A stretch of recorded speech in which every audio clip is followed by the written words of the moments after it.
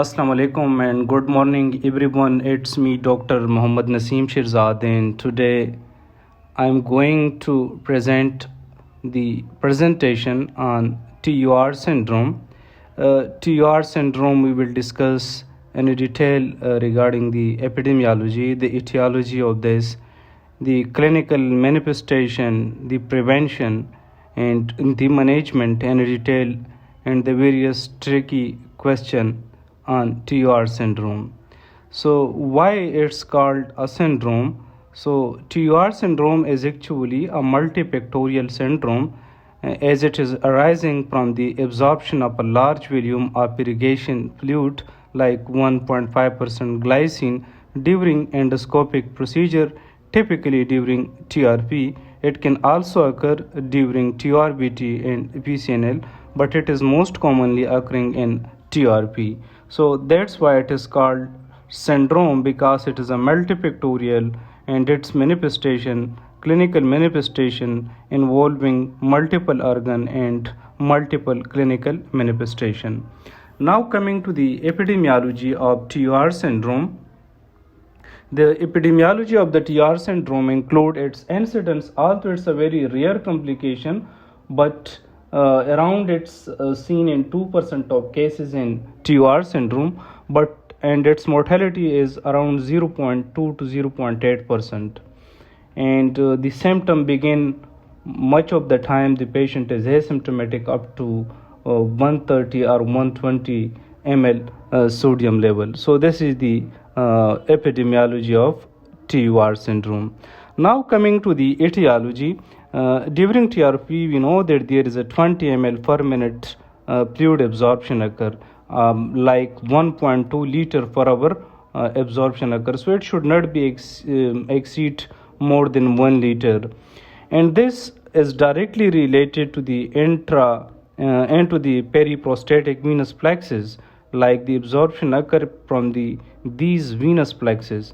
And when we are saying that 1.5% glycine, it is a hypotonic solution as compared to the plasma. The plasma osmolarity is 280 millimole per liter, while the glycine osmolarity is 220 millimole per liter. So as compared to the plasma, the glycine is hypotonic, and this is the reason that it leading into the TUR syndrome. The glycine and there are two reasons actually behind this, the clinical manifestation of this glycine solution when you are using it in monopolar TRP. One, the glycine is itself is a problem. The second is the dilutional hyponatremia, like a lot of pre-fluid absorbed into the system, and that leading to the hyponatremia, as a lot of fluid absorbed into the body, and that absorption leading into low sodium level because of the dilutional factor. So two things which is important, one is glycine and the other is the dilutional hyponatremia.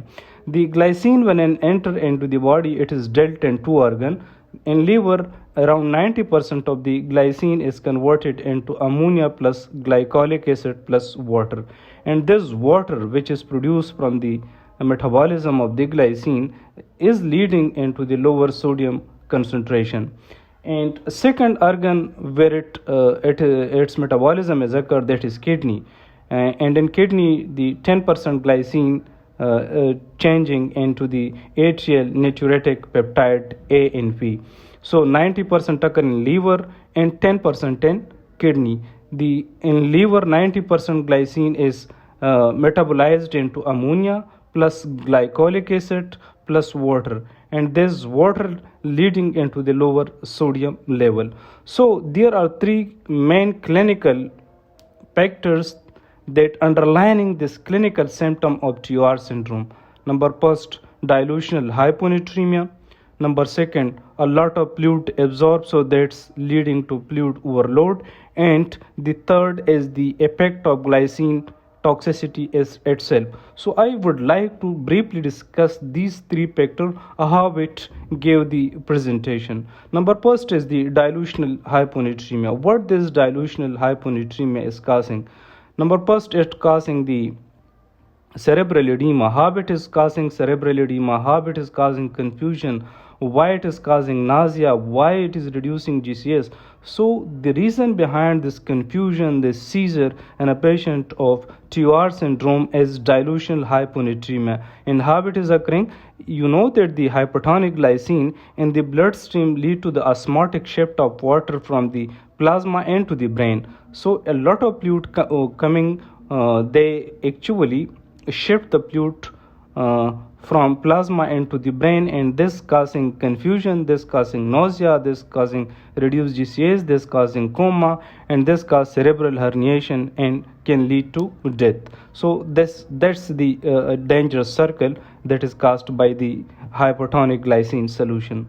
The glycine solution, as we have seen that in kidney 10% glycine is converting into ANP, atrial natriuretic peptides, and glycine and this ANP is causing the osmotic diuresis, and this leading to the loss of the sodium, and this further exacerbated by the ENP natriuresis. The sodium concentration and their symptom depend upon their level. Much of the patient are asymptomatic in 130 and 135 level. The commonest presentation of TUR syndrome, that is confusion, that is nausea and vomiting. So it less than 115 level, the patient develops seizure and a coma. So this is the overall fluid. At 115 and 120 level, the patient is having nausea, but at less than 115, the patient going into seizure and coma. This was the second thing, that is the first thing, that is why dilutional hyponatremia. Now let's discuss the fluid overload. The pulmonary edema by fluid edema result in shortness of breath, cyanosis, and hypertension. Later, the patient develop bradycardia and marked systolic hypertension. So remember, the initially patient having hypertension and tachycardia, but the late presentation include bradycardia and systolic hypertension. This was the second factor called the fluid overload, and because of this fluid overload, the patient will be having shortness of breath, cyanosis, and hypertension, and later on it change into bradycardia and marked systolic hypertension.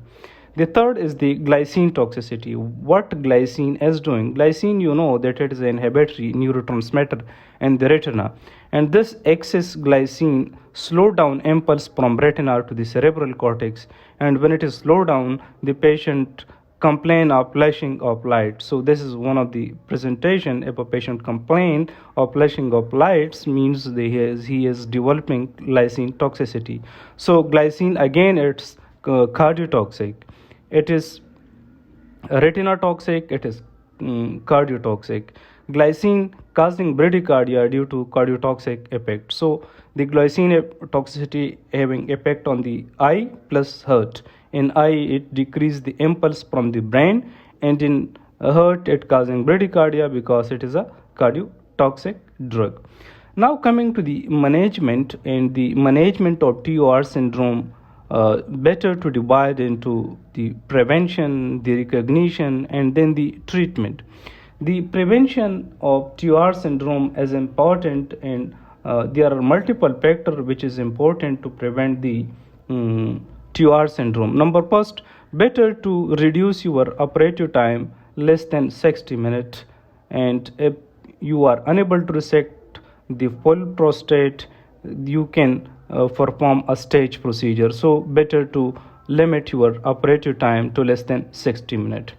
The best gland size resection for the prevention of the TUR syndrome, to select a prostate size less than 45 gram, which is a favorable, and there is a low risk of TUR syndrome.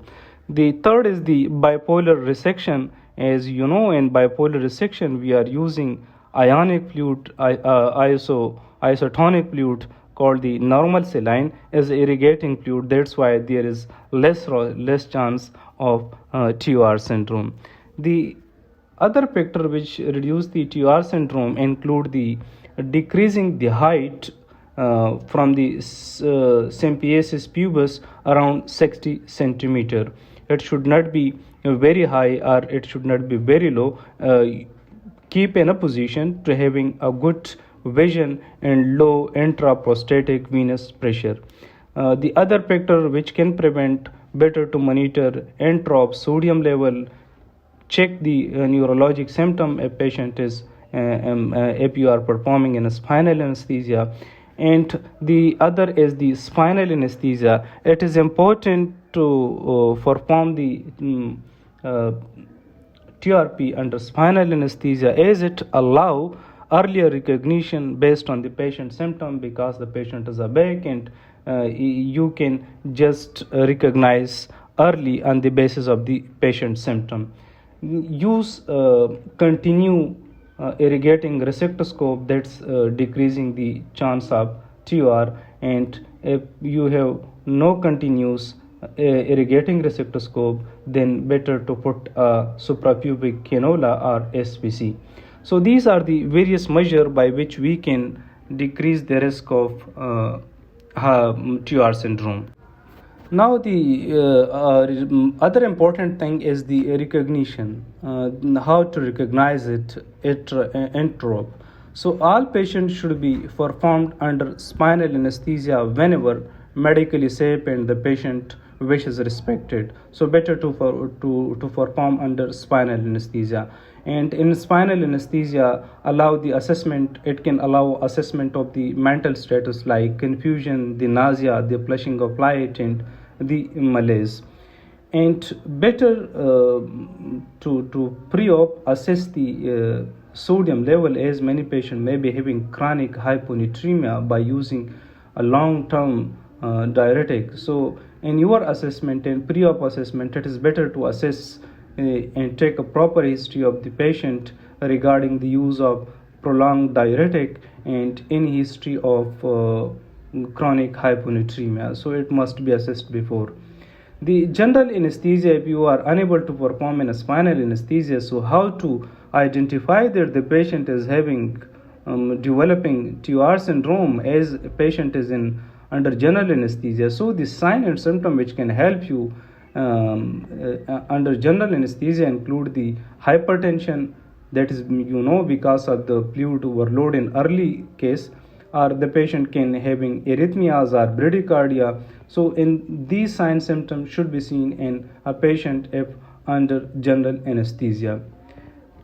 Now the important thing is the management of TUR syndrome. Intraoperative recognition mandate termination of the procedure as soon as safely possible. Like if a patient you seen that it is developed a full-blown TUR syndrome, better to swiftly to obtain hemostasis and bring the operation to close and put a catheter, a three-way catheter.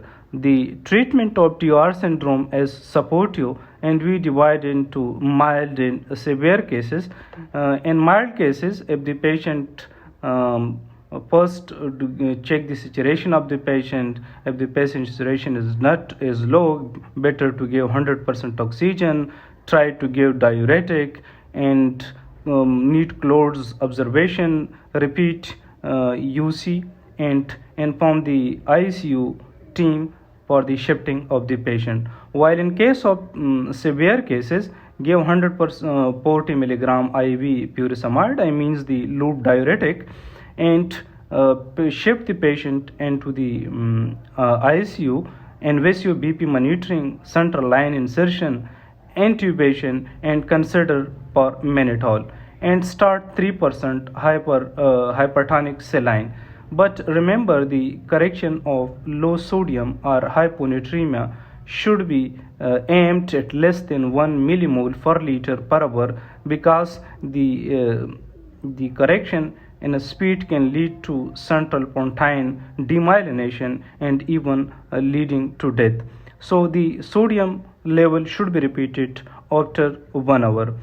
If you have it is important, you must have 3% hypertonic saline in your OT, But if you don't have hypertonic saline, then then what to do in that condition? So in that condition, you can go for you can use isotonic saline. Along with that, give the patient, like the fluid restriction is important. Limiting the fluid intake can prevent further fluid overload and hyponatremia. You can give isotonic saline or ringer lactate solution can be given.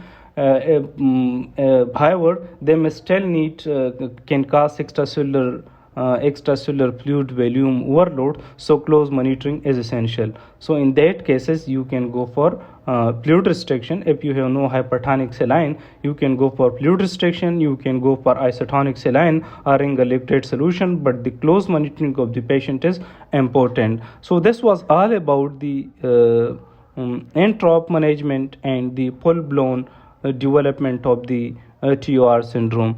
It is important to have idea of the various components of the common IV fluids. Like in normal saline, we know that the sodium level is 154 millimole per liter, and chloride is also of same 154 millimole per liter.